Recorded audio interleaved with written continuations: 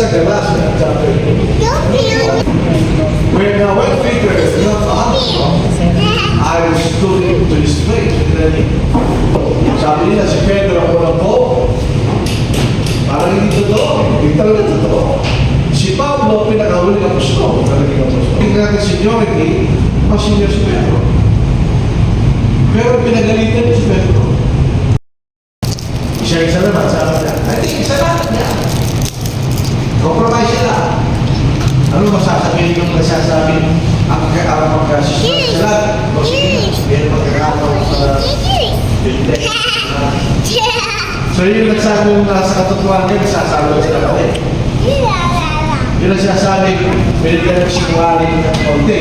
O ba, kung isa doon, nagsasabi ng konti. Gusto ka. Ano nangyari doon? Yung nasa katotohanan dati, kasama na rin sa pwede ba na po siya? Unfruitful works of darkness of brothers also. Pinautusan. Pag nag-compromise ka, hindi mo siya expose. Kung nasasabi ka kayo doon sa kasalanan, hindi pa.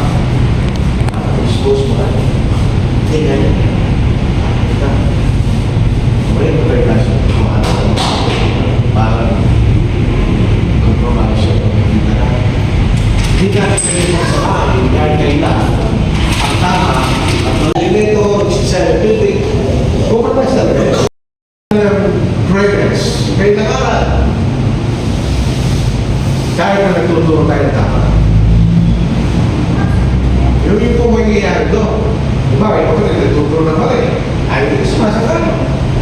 Tinuturo mo yung tama. Pero sumasakang sa kanila. Anong iisipin nung mga kulit?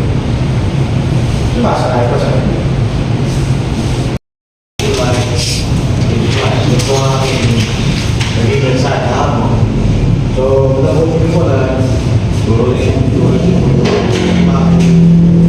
So, nakikita natin yung biyaya. Ang ibig sabihin mo ng biyaya, ito po isang bagay na maganda para sa lahat na hindi siya karapat-dapat ng biyaya.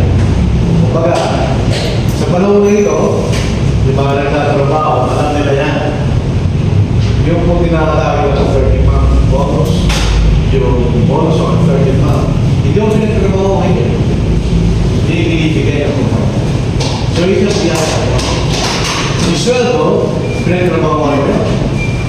Binigyan tayo ng batas, mga batas, para sa kapakilan ng mga nagtatrabaho sa ganitong panahon, dahil hindi lang pinagtrabahuan, hindi siya, hindi isang biyaya. Alam mo, sabihin ko naman din, hindi ka trabaho. Pero binibigay, dahil sa mga nagtatrabaho.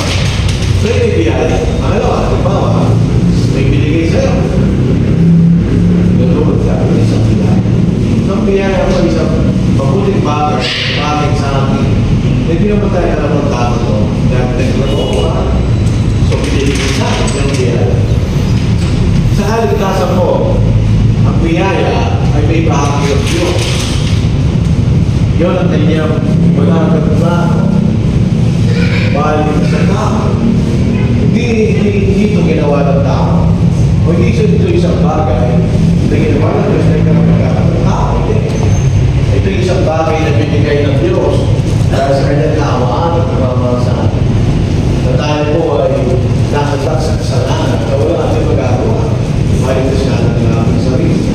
So, yun ang ginawa ng Diyos. Hindi kanya tumilis sa panahon. Ito isang bagay hindi natin maintindihan dahil tayo Diyos. Nung bago siya maglalaro,